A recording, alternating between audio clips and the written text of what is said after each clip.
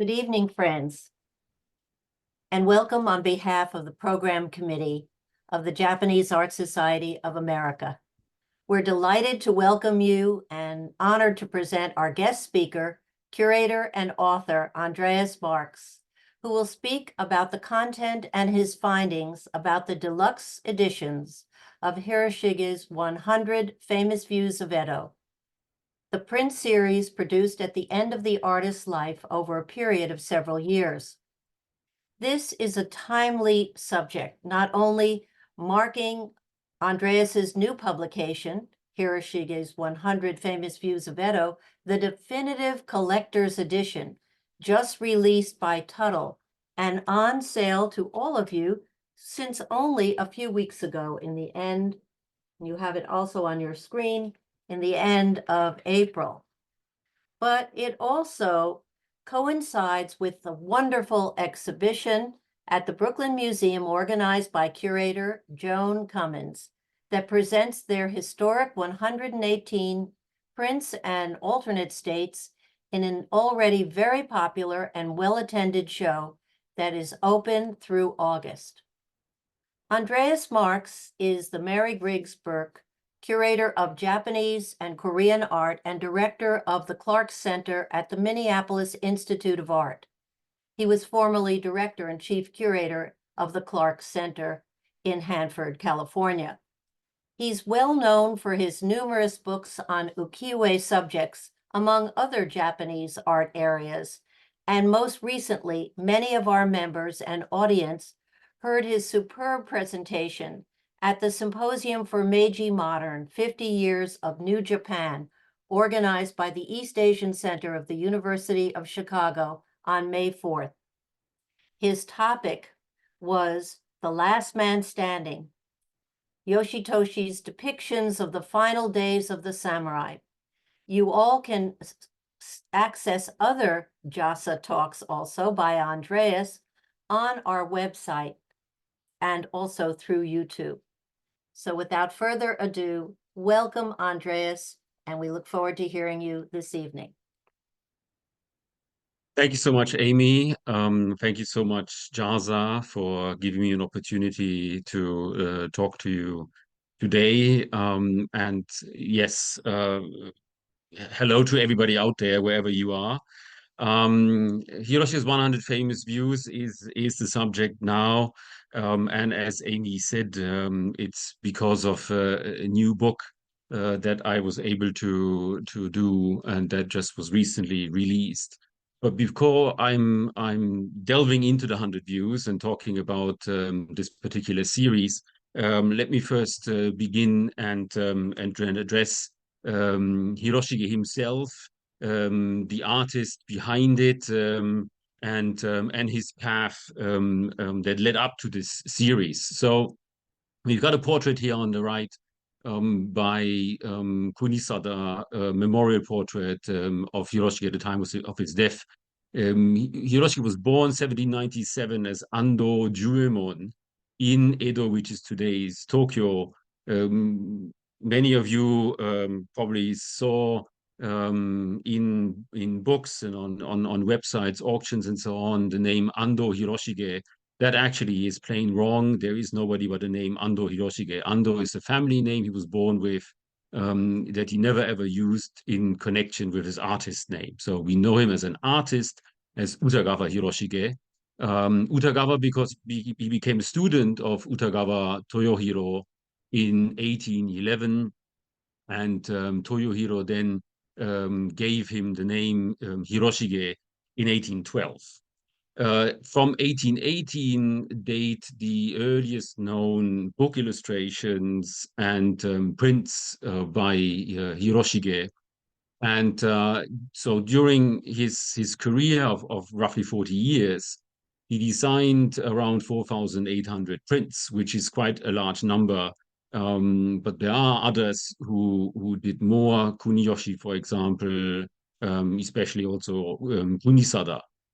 Hiroshige, with an average annual output of around 120 prints.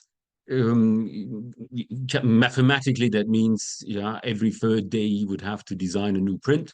But actually the number is smaller in real because around 40% of these are not the large Oban sheet size of paper, which is 14 by 10 inches or 35.5 by 25.5 centimeters. He worked for around 90 publishers, illustrated around 139 books, had less than 20 students, and was the foremost designer of landscape prints during his time. He died 1858 in Edo from cholera. On the left, you've got one of these early works by him that we know of today, from 1818. There is, of course, a possibility that in the future something still might surface that even predates this print. This is an actor print, so interesting to see that early in his career he started with actors, which absolutely did not become his stronghold later on. On the right is a surimono from 1823, so another example of this early work. His teacher, Toyohiro, worked in all kinds of areas. He also did landscapes, and these are two prints of a very rare series of Tokaido prints, landscape Tokaido prints from the early 1800s. Hiroshige is the one who's been credited for doing the first Tokaido series, but actually it was his teacher who already did one before him. But Hiroshige is, of course, the one who created the branding for Tokaido landscape series. But the first landscapes by Hiroshige are much smaller, much less intriguing, rather basic. So that's this set here of the 8 views of Omi, quarter the size of the 100 views of Edo, a sheet of paper that we want to look at later. So we're here now in the first half of the 1820s. Still small, but now half the size of a sheet of the 100 views is this series from 10 famous views of the Eastern capital. But we are still in a phase where his landscapes are interesting but not groundbreaking. It's getting much more powerful here now, 1831, when he is creating the series Famous Places of the Eastern Capital. And I've put on the screen 3 different versions of the same print because that's going to become very important later on, how a design can be available in different color variations, with different deluxe features. So we see that already in 1831 with this horizontal landscape series. Now we are here Oban size. So this is the large paper size comparable to a US letter size sheet of paper or an A4 sheet. What made his career is the series on the 53 stations along the Tokaido, which is known as the Hoedo Tokaido because of the publisher. And it's with this series where he really was able to create a new view, many groundbreaking designs that stay in people's minds when you see this. Once you've seen it, you will remember how the rain is falling down on the right, and this print of the station Shono. For the series, well, the Wikipedia might still say that he traveled along the Tokaido, which is not correct. He actually used other sources for his inspiration. So there is this illustration in the novel Strolling Continued from 1813, from where he copied the boat with people and put it into his design. Or there is a guidebook from along the road, which he also then used and integrated into his designs. But each and every time he's making them more interesting, more compelling, creating something new. And we're going to see this principle, this idea in the 1830s, 20 years later for the 100 views as well. Until now, we've been looking at horizontally oriented landscapes. It was then Hokusai who changed the format over to vertical landscapes, which was much more practical for the waterfalls that he created. And Hiroshige continued and followed that example, also created a couple of landscape series in vertical format, but none of them in the 1830s reaching that kind of fame. So on the left, an example of the 28 views of the moon. On the right, from the 10 bridges of Edo, rare series that you're not going to find very often. He really went successful with the vertical format in the early 1850s for the famous places in the 60 or the provinces, and here are two examples for that series. So reaching the 1850s already, we're now getting into the 100 views, and I'm providing a bit of background here. So you're looking now at the table of contents, posthumously created table of contents. Hiroshige was not alive when this was done. Designed by Miyagi Gengyo, who kind of had a monopoly for designing table of contents. He did that for lots of series, and probably created in 1859. There are two principal versions. One is a kind of like a day view on the left, and then this darker night version on the right. The table of contents lists 118 prints, and these 118 prints were separated into the 4 seasons. So the total series of 118 prints, they are not numbered. There is no strict order to them.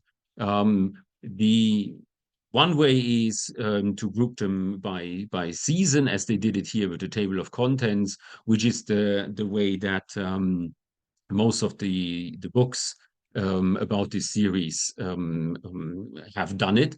Another way is to split the views by location. So to have everything in one area together, and not jumping throughout the city, as it is the case when you do it by season. So there are all kinds of possibilities. Another one would be to put them in order as they were published, because they were published in intervals. And so the begin was in 1856, on the far left. That's the second lunar month of 1856, when they released the first 2 prints, and first 5 prints. And they didn't release prints every month. You see some gaps. Blue marks the 100 famous views of Edo. Red marks other vertical landscapes by Hiroshige that came out at that time. And green is then horizontal landscapes. And so you can see that there are gaps when none of the 100 famous views were published. It really depended on the publisher. It's the publisher's decision when he wants to publish what. So the fact that something came early doesn't mean, or something came late rather, doesn't mean that Hiroshige designed it late. He could have designed it earlier, but the publisher didn't think it was compelling enough, or just decided to hold out for this particular design until some later point that he thought was more fortuitous. So it's up to the publisher to decide when he would put something out. And as we are progressing from second month of 1856, we continue all the way until 1858, the 10th month. That enormous spike in the 4th month is the 36 views of Fuji series by Hiroshige that came out then. Hiroshige actually died in the 9th month of 1858. So the last three came out posthumously. And previous scholars were arguing that because they came out posthumously, that they actually weren't designed by him. But there is no indication why they wouldn't be designed by him. I mean, as I said before, the publishers already had received the material and put things out when he felt it was time to do so. So we have no indication that if something carries Hiroshige's signature, it isn't designed by him. So so it's 118 really that we're looking at as at total. So who are the players? Sakanaya Eikichi is the publisher, and the publisher is the one who finances the project. He puts out the money to pay the designer for the design that he then would own. He pays the carver for carving the blocks. He pays the printer for printing paper, pays for the pigment, etc. And the publishers usually also have a store, and at that store they would sell the prints that they publish. So Sakanaya's store was what is today Ueno Hirokoji. You see in the center a map of today Tokyo. There's Tokyo National Museum up at the top, and then the blue is the pond, the Shinobazu Pond in Ueno. So if you go further down where that shopping cart is, that is Ueno Hirokoji, and that's where Sakanaya's store would have been. And he started, I mean, the first traces in mid 1855, where he joins the Publisher Guild. And then starts producing actor prints by Kunisada. And so it was really only around half a year before collaborating with Hiroshige that he only began in the publisher business. The location where his shop was is actually included in the series, so you've got that on the right side. The next person in this production team would be the carvers. So we know a fair bit about Sugawa Sennosuke, one of the carvers involved in the project, only in regards to what works he actually did, who he worked for. And he appears in 1852 and worked on prints designed by Kuniyoshi, designed by Kunisada, also by Kunisada II. He already worked on Hiroshige designs in 1853. Now, customary publishers would pick carvers, but we do know from letters of some artists that once you are a successful artist, you can actually stipulate and ask the publisher who you would like to get hired as carver, because you have trust in that person to execute your designs in a good way. So if that was the case with Sugawa Sennosuke, we don't know. There's nothing left in terms of letters or anything if it comes up to the production of this series. Another carver involved in the series who was active since around 1845 is Yokogawa Takejiro. And you've got his name hidden in the 100 Views of Edo. I'm highlighting here. It's one specific print, the Kyobashi Bridge, and so his seal is on the lantern that a person carries over the bridge. So embedded in there, you've got to find it. For the majority of prints, we actually don't know. There's no indication who the carver was. And for all prints, you're looking at a blank screen now. We have no clue who the printers were. Nobody knows who printed this series. I mean, we love the series for the fantastic color, the incredible gradations, all these deluxe features, but we don't know who actually put that together, who actually achieved that. About the book, I compared 4,700 prints in order to create a timeline of the different color variations of each one of the 118 views. There are 700 illustrations in the book. The main section is the 118 views by Hiroshige. There is one more view by Hiroshige II, signed specifically by Hiroshige II, that was meant to be a replacement because an earlier print by Hiroshige, they must have lost the blocks. And so when they were reprinting, they used Hiroshige II's new design. And then there is the table of contents. The book also then has an appendix of color variations. And this is just an example of a spread, a double page. On the left side is the deluxe version, and then on the right side is text describing that, as well as then illustrations of sources that I found. It was a challenge as an author. I don't like to write books unless I can contribute something new to the field. And Henry Smith made it rather tough with his publication that he had written a few decades ago.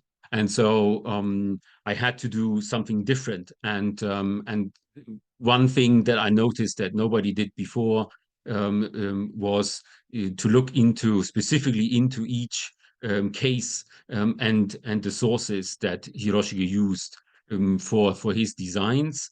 And then also within the text, I'm addressing the current situation. So if you would go out, you would be in Tokyo and you would look for these places. What could you find? Of course, it could also, that could be illustrated maybe with photos, but not sure if in many of the cases you want to actually see the dull reality today. So in this case, the waterfall is gone. In 1958, there was a typhoon, and this kind of waterfall doesn't exist anymore today. The appendix gives examples of these different color variations. So the deluxe version is in the main part of the book, but then in the back, this is where a collector or a dealer would like to check where the particular copy that they have falls into. I had to make a selection. If you look at the top left one, for example, Azuma Grove, I'm showing here 2 variations. There's a total of 8 variations. It wasn't feasible to show all variations. The book would have become considerably bigger. So I went for picking some where there is quite a difference, so that it becomes clearer. Now about the sources. There are 2 principal sources that Hiroshige used. One is a set of 7 volumes, illustrations of famous sites of Edo Meishōzue, illustrated by Hasegawa Setan.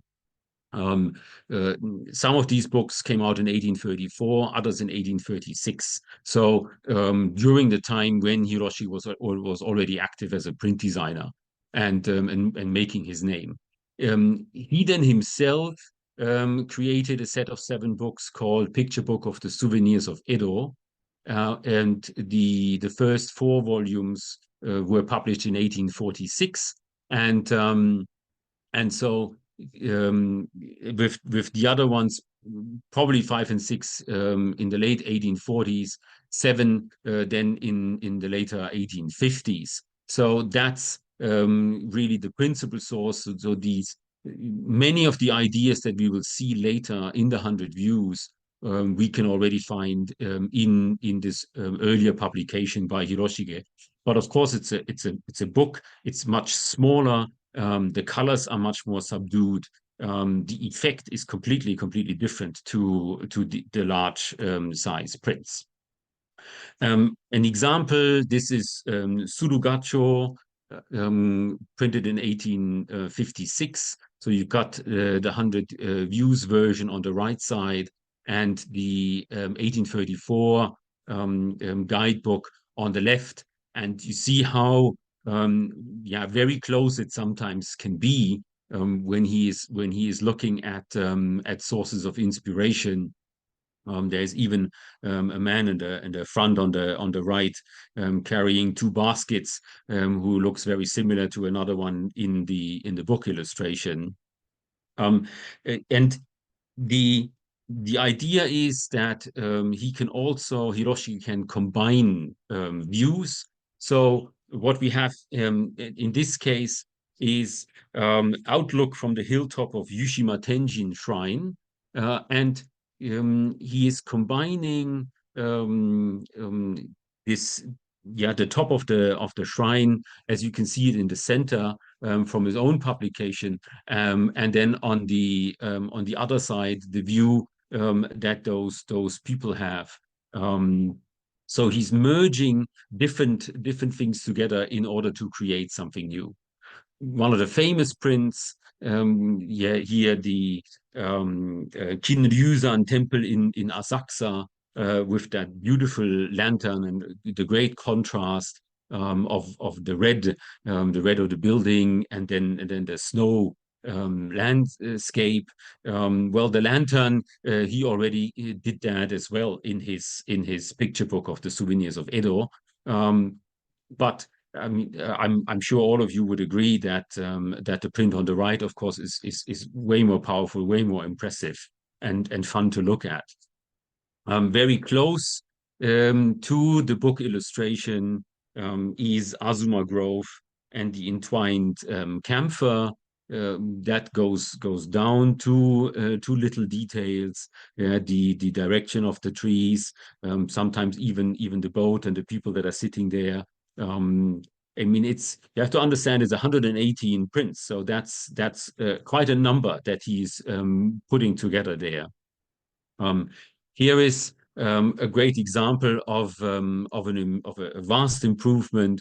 This is Takegashi Bamboo Market at Kyobashi Bridge, and actually in the center left there is the man with the red lantern that I mentioned earlier, that has the name of the carver.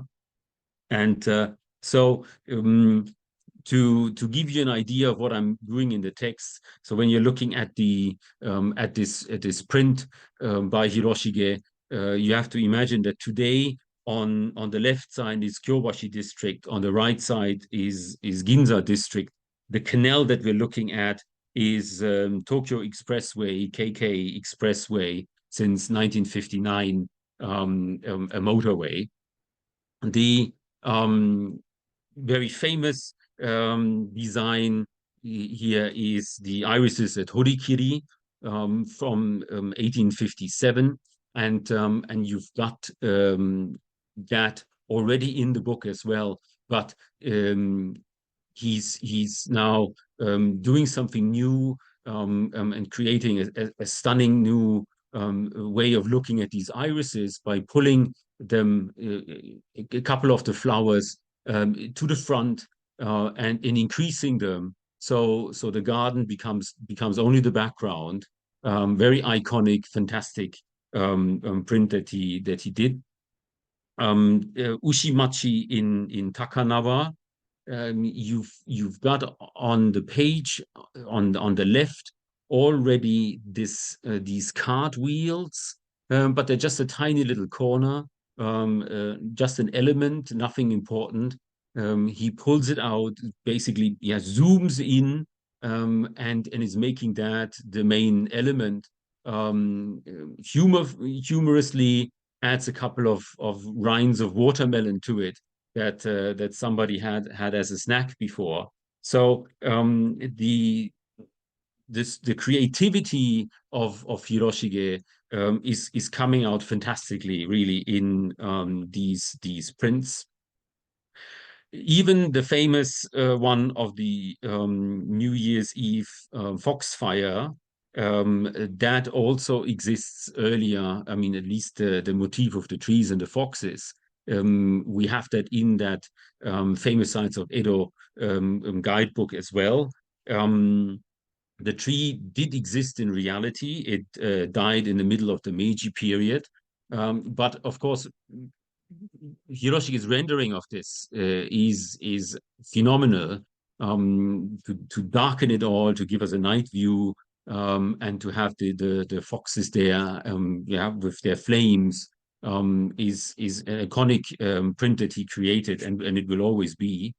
Here an example, Takada no Baba, where we can again see close-ups. The target you see in the far distance in the center image, and also you see the target in the left image as well. Here he zooms in and he shows the arrows, somebody having missed the target, or the arrows fell off the target.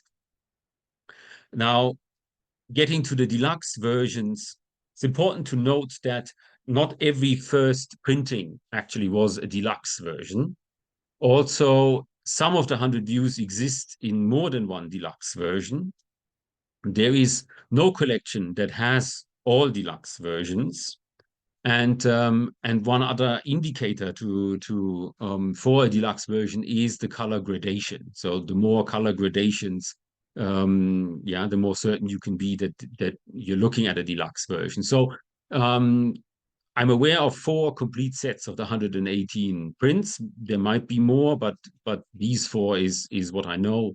3 of the sets are in Japan. The almost complete deluxe version set is at Ota Memorial Museum in Tokyo. They're only missing 2. Harayasu Saburo collection, private collection in Japan, is missing 6. Brooklyn is without competition #1 for this series outside of Japan, is missing 8 deluxe prints, and I do hope that I will have a chance to see the exhibition that is up right now. But I've heard only great things about it.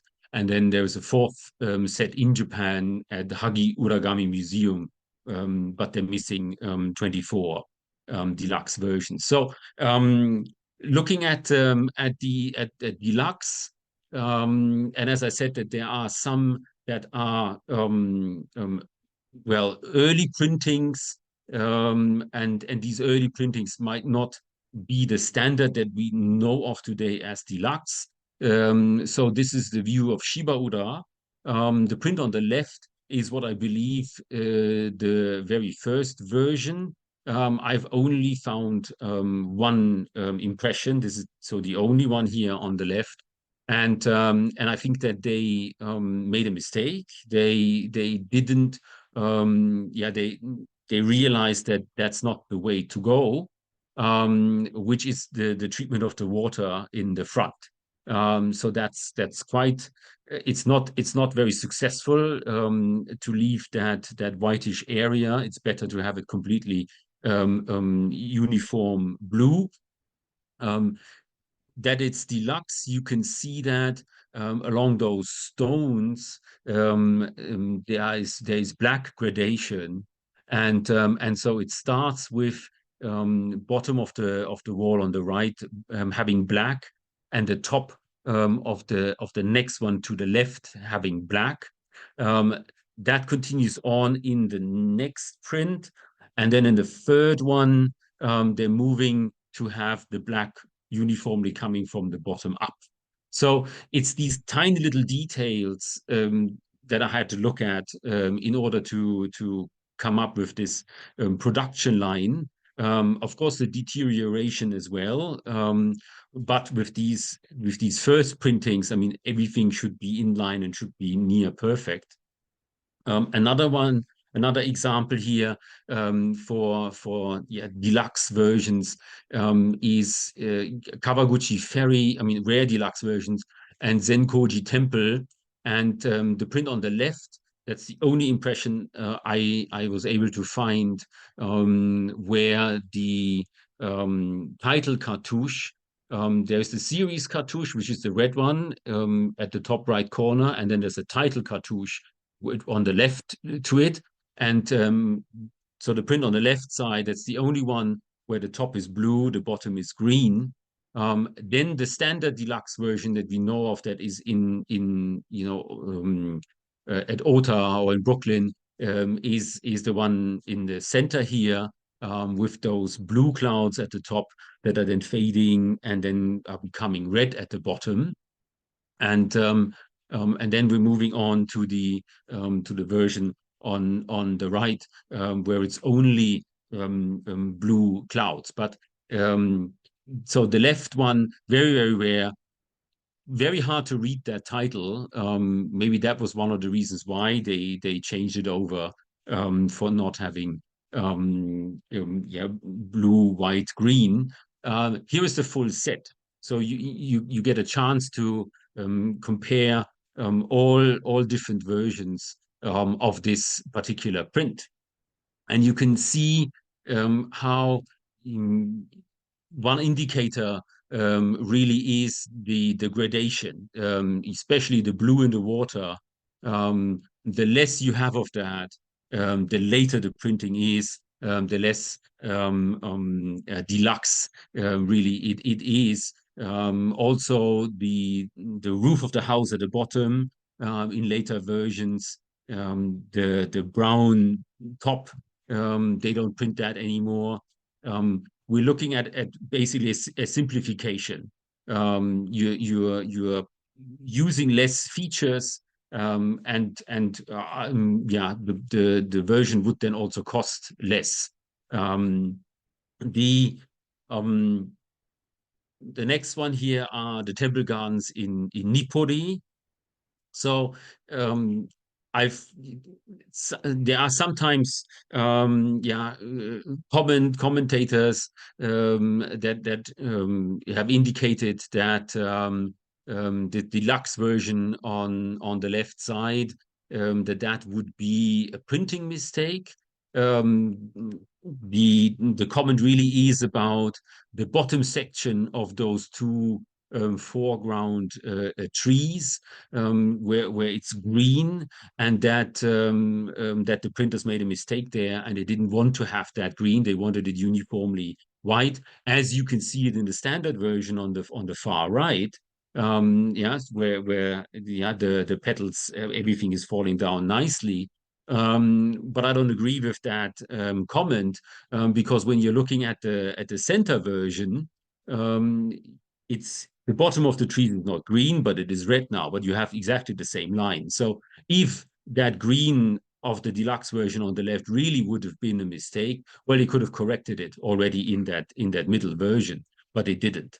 I rather think that the trees in the deluxe version, they're echoing the choice of color of the title cartouche, red, white, green, and you've got exactly the same in those foreground trees, red, white, green. Otherwise, beautiful print. Of course, great fun if you can have these deluxe versions and can enjoy them. I should mention in my study that the print New Fuji was the rarest to find. I only found 23 of those to compare, while Atake was the most frequent one. I found 78 to compare. Here, Konodai and the Tone River is giving you an example how dramatically different these versions can be. You're looking at the deluxe version on the left with, well, strong yeah, blue color in the front part of the river, and then yeah, the horizon there is green. The overhanging trees very light. Well, the middle version here, yeah, they suddenly printed those greens bright red, very colorful, and then this late version, the sky becomes blue. Very top of the print now is black. A very dramatic change to yeah, to these earlier ones. Some changes are more subtle. Some changes are really, yeah, I think aesthetically totally understandable. You're looking at the first version on the left, and I'd like you to concentrate on the position of the moon, and you'll see that on the left the moon is much higher than at the other two versions on the center and right. So for my aesthetical feeling, the moon is too high in that first version. And I think it was a correct decision to change the location of the moon and to move it further down. It's much more balanced when the moon is further down than hanging up there at the top. So so that's one of those dramatic changes in this particular print of the night view of Saruwaka-machi. What is then also interesting when you are comparing the center and the right one is that someone decided to, well, it seems like turn off the lights in that upper floor of the house on the right side. And you see some people are looking down at the busy street, but the version on the right, yeah, it's no longer as bright as it was before. So they are yeah, turning off the light, it seems, as if it's now darker there. These changes were not necessarily done in coordination with Hiroshige. Once an artist passes on the design and the publisher, yeah, is the owner, the publishers are the ones that are reprinting. The publishers are the ones that are deciding on color changes and so on. They don't need to go back to the artist and actually discuss with an artist what they would like to do. We also don't know at which point other printings were done. It's very possible that a lot of the things we're looking at now as later editions, that they were actually done at a time when Hiroshige was no longer alive. So here, another dramatic example, Drum Bridge at Yuhi Hill in Meguro, very famous print because it's such a fabulous snow scene. And you see on the left the yeah, deluxe version with the tricolor title cartouche, red, white, green. Under the bridge, the bottom part of the pillar is have received some brown gradation that you're not going to have later anymore. So those are the indicators really for the deluxe. And at some point, someone decided, well, let's do a night view and let's do it really dark. And so they are now starting to print the background black, and they kept on doing that for these four different variations here as well. The as you see when you look into the book, I try to keep a minimum to my wording to point out what is the change for another version. Always keeping in mind that yeah, that hopefully collectors will be able to understand how I'm trying to pinpoint the changes. Very famous fireworks at Ryogoku Bridge. It's up for discussion yeah, what one likes most. Yeah, what is better here aesthetically? Is it the version on the left where that firework has that, yeah, egg-shaped illumination, or is it better once they are removing it and don't have it that bright?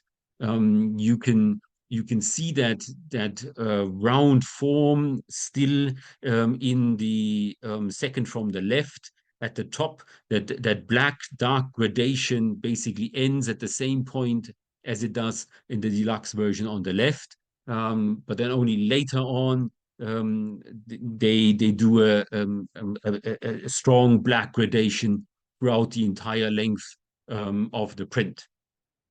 So um, yeah, it's up, I guess, to everybody to decide which version here really do they like. There are also mistakes, yeah, quite apparent mistakes. This is one of the, yeah, most famous ones. Very apparent one on the left, the deluxe version. Actually, you have blue. Somehow the printer printed blue underneath the bridge, directly underneath the arch of the bridge, probably mistakenly thinking that the water continues, but it doesn't. So that is sky. It's very awkward when you're looking at it. Why is it blue down there? Makes no sense. They did correct that right away later on. And so you've got these other variations here, two examples of the later versions where they are no longer doing that kind of blue under the bridge. Um, yeah, so with that, actually, I'm already at the end of my talk. I think that the idea is that there's going to be time for questions, and I hope that the book will, yeah, be inspiring for everybody to see all the different mechanics and things in the production of prints, and that I'm able to bring over to you how ingenious Hiroshige was by taking yeah, examples and making new versions out of that. Thank you. Thank you so much, Andreas. You have just allowed us a chance to delve deeply with you. You did all the hard work. We're here to enjoy, and it does raise other questions for us, and to really speak about those sets, for example, that were collected and mounted into album-like books. That was surely the case with the Brooklyn Museum. And we do know of at least one other that was in the United States, owned by the artist Arthur Wesley Dow. I think one day we're going to call you to join us in a conversation just about the relationship of Arthur Wesley Dow with artists of the period. He was a wonderful printmaker himself and also taught at Pratt Institute, only about a half a mile away from the Brooklyn Museum. There's always something new that we're learning about when we look at these prints together, and you just brought us to the forefront of this by aligning the prints and showing how many varieties there were in the done. Probably, I don't think it's just the printer who does this, but we can talk about who you would surmise makes such decisions. Before we go into that, I just wanted to say again that you truly have made this so easy for the reader. This is a book that each and every one of us can sit down in one sitting, read the entire book. Of course, you're going to want to run to your library to see the actual prints, or if you're lucky enough to be in New York, to the Brooklyn Museum or the Minneapolis Institute of Arts, to see these great sets and prints that were collected here, we believe, in America in the end of the 19th century. Something very important. You did mention the carver who is listed in that one view. I believe it what might have been the Ryogoku, or it might have been the Jobashi. Kyobashi Jobashi, yes. Bridge. Yeah. But I looked at it and expanded the view, and I could not find his name on that print. Where does that exist? And could you tell It's us? And then we'll go on to some other questions. it's in the lantern. So I don't know if you can see Oh, my finger. Yeah, the lantern has the two characters, tiny little characters in that lantern. It's really like yeah, finding minuscule little information somewhere embedded. And so that is the case there. I mean, who knows? There might be more that we haven't identified yet. But in general, of course, you would have I'm trying to find an example now to show. You'd have a carver seal more prominently, and I keep wondering if it wasn't in the best interest of the publisher to actually hold back, the information who the carver and the printer were, because it's a competitive world. And I mean, you don't want to tell other publishers, yeah, who are these people that you're working with, since at the end it's all manual labor, and so they are going to hire the person maybe as well. And then, yeah, your own designs aren't getting preferential treatment anymore. So it might have been in the self-interest of the publishers to not disclose the other people involved in the printing process. Um, yeah, I mean, for most of the ukiyo-e, we don't know who the people in the background were. I mean, this is Hokusai's Great Wave. We have no idea who the carvers were or who the printers were. There's no such information, unfortunately today. So here is an example where you can see this is how the carver seal usually looks like. So we've got the publisher seal on the outside, standard, always there. But then sometimes you have a carver seal here as well. Um, that seal actually disappears in this particular design. That seal disappears later on, and the question is, why was it taken off? Maybe because well, those printings are much later. Maybe the blocks were recarved by somebody else, and that's why then they decided to take that information off. we can definitely see that there are different hands in these prints, and that there are different choices of colors. And we always learn from the very beginning. We viewed these cartouches and other details, and as you point out, certainly the bokashi and other facets of the actual printing that showed what made something a deluxe version. We have so many questions. I think let's move over to some of our visitors who are watching with us. And the first question tonight was, how many copies were made of each print? Very simple answer: no idea. Nobody knows of any. I mean, we have there's no bookkeeping. Yeah, nobody kept trace. The same as with as I mentioned before, Hokusai Great Wave. We don't know how many were printed. We have another question from Akiko Takesue, who thanks you for your intriguing talk. This is not a question, but just to let you know that the Royal Ontario Museum in Toronto also has an almost complete set of the deluxe edition version, which seems identical to the set in Brooklyn. I think we mentioned that to you when we got together a few days ago.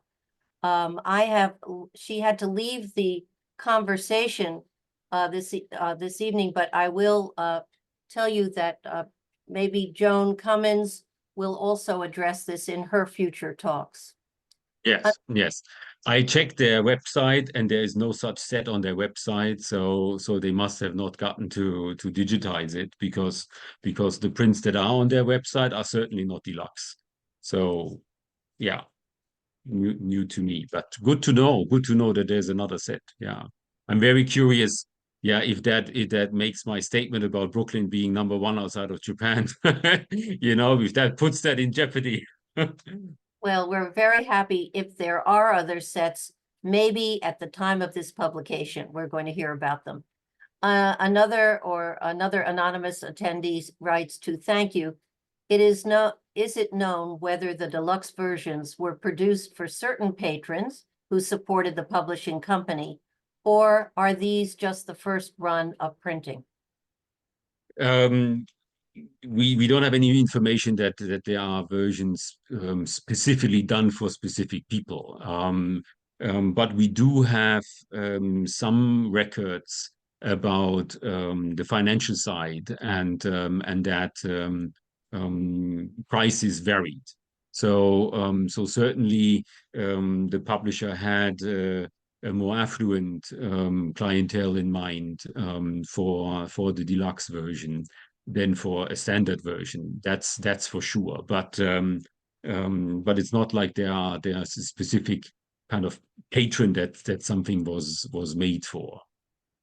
Susan Bruiser asks another question, which is a very good point that did not come out in your talk this evening, but certainly we all recognize this.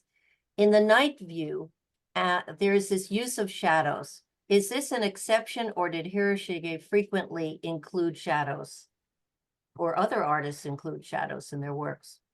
Yeah, I mean that's you've got that, but I mean the night views. I mean, in this particular series, we're really looking at night views being later versions where they are changing over from what was the day view before. And I'm calling it the night view just because they are darker and they look like they're a night view. Um, I mean, some designs are from the get-go night views. Yeah, that's an evening scene with the fireworks. That is an evening scene. But I think it's as I said earlier, it's unclear how much of those later versions really had Hiroshige's input, and how much it was yeah, a commercial change on the side of the publisher, who decided, well, we've done it now in this way, well, let's do it in another way, and then we can sell a couple more. Well, we have artists that are, we have time for really one more question, but I do want to say that Akiko just went and checked, and she said, you're right, they are not online yet, but you can check via the Ritsumeikan database. Yeah. The question there is which Ritsumeikan database, because there's a private one only for each institution, and there is a public one for the rest of the world. So, but Maybe you'll anyhow, tell maybe we us. should have that discussion on another time directly. And we have one last question that another anonymous attendee has asked. And right now we see many Yoshitoshi prints on view at different institutions with a real interest in the later period. For those, this person says, we know who the carver was, and asks what changed that the publishers suddenly felt safe in publishing that information. Yeah, it's a very good question. I mean, maybe also carvers became more, um, you know, stronger personalities in a way, and they wanted their names to be out there, yeah, to increase their business. So it could have, yeah, it's very much in their business interest as well, that the people know who are, these great, yeah, makers behind it. So it could very well be that they said, well, yeah, I do this, but I want my name now done as well. So You all can yeah. see that questions will be arising. We want to hear more of Hiroshige's personal voice, and I hope that someone will talk about that in another talk in the future. For now, you can find this talk on our website, and I hope many of you will refer to it and give Andreas a great hand for producing this wonderful book and for joining us this evening for this JASA website.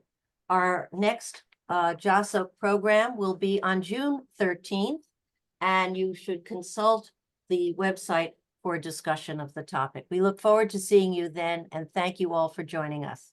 Good night. Thank you. Good night.